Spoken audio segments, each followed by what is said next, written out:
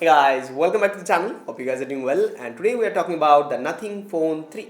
As you guys know, I have posted my first impression of the Nothing Phone 3 about a month ago, and ever since then I have switched to this as my daily driver. So I have been using the Nothing Phone 3 as my primary device for a month at this point. I mean over a month at this point. So in this video I'll share my thoughts of the things I love, things I think could be improved, and a full in-depth review of the Nothing Phone 3. In this video, we will together find out if you should buy this or not. So let's dive deep. First of all, let's talk about design. I'll be honest. At first, I didn't really like it. The design didn't feel symmetrical and that bothered me. But with time, it's really grown on me. Now, I actually kinda like it. Even admire its uniqueness because it stands out. It's bold and it really goes with Nothing's aesthetic. When it's sitting on my desk, it looks cool. It catches your eye instantly. As a tech enthusiast, that's something rare nowadays with smartphones.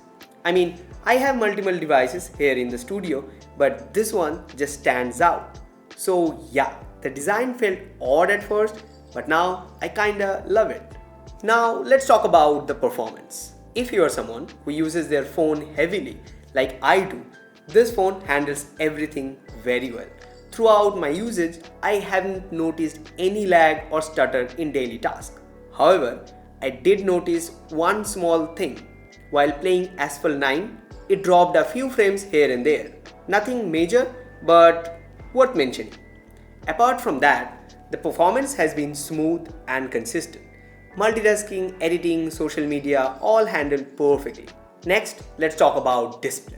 The first thing you will notice is the perfectly symmetrical bezels all around. It's not just satisfying to look at. The display itself is smooth. Scrolling feels fluid. The color reproduction is great. And the outdoor brightness is strong enough that you won't struggle even under direct sunlight.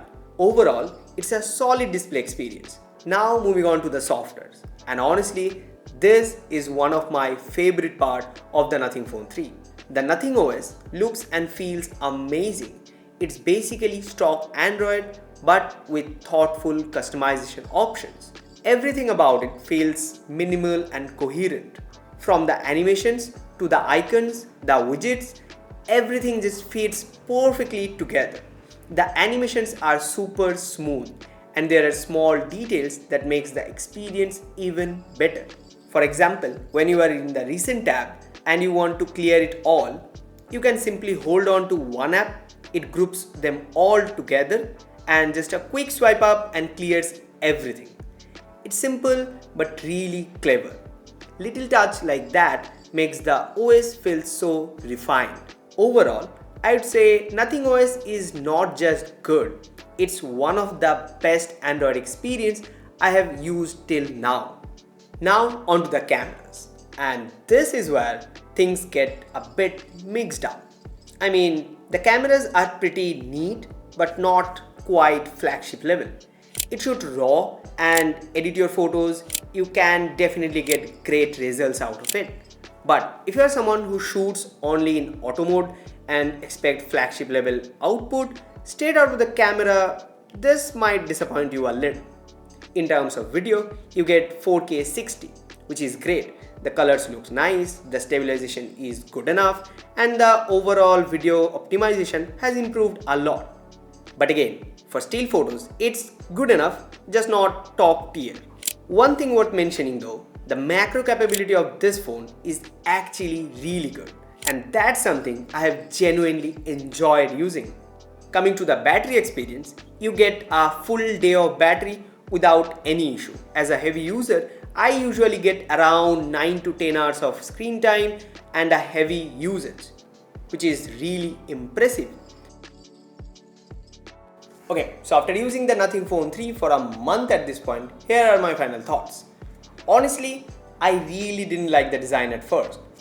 It's odd, it's not symmetrical, but with time, it grew on me. Now I kinda admire the uniqueness. I use a lot of phones and I have got multiple devices lying on my desk. But this one, it just stands out. It's unique, it's different, and it kind of becomes the highlight among all of them. And if I have to pick up one favorite thing from the Nothing Phone 3, it has to be the Nothing OS. It's clean, smooth, minimal, honestly one of my favorite Android experience till now. Also, the in-hand feel, the boxy design, uniform bezels, it just feels premium every time you pick it up. Now here are some things I think could have been better, like this is a flagship device. The cameras. The cameras are good but not at par with other flagship devices around the same price range. Also, the battery is really good. I mean, it lasts with a heavy usage a full day without any worry. But the charging speed is slow. I mean, it features 67 watts, but around the same price range, I am now used to 100 watts, 80 watts of charging speed. So 67 watt feels slower.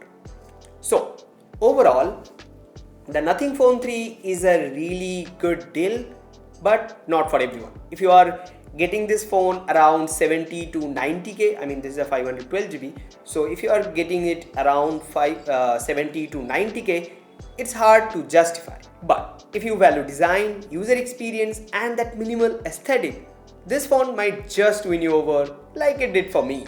Okay, so this is my full in-depth review of the Nothing Phone 3. Now, I'm not anybody to tell you if you should buy or shouldn't buy this device. If you liked it, go for it. If you don't, well, I just shared my in-depth experience of using this phone as my daily driver. Not just specs from paper, real life usage. So now it's up to you. That's it for today's video. See you guys in the next one. And if you guys have any question regarding the Nothing Phone 3, do let me know in the comment section down below. See you guys in the next one. Till then, ta-da.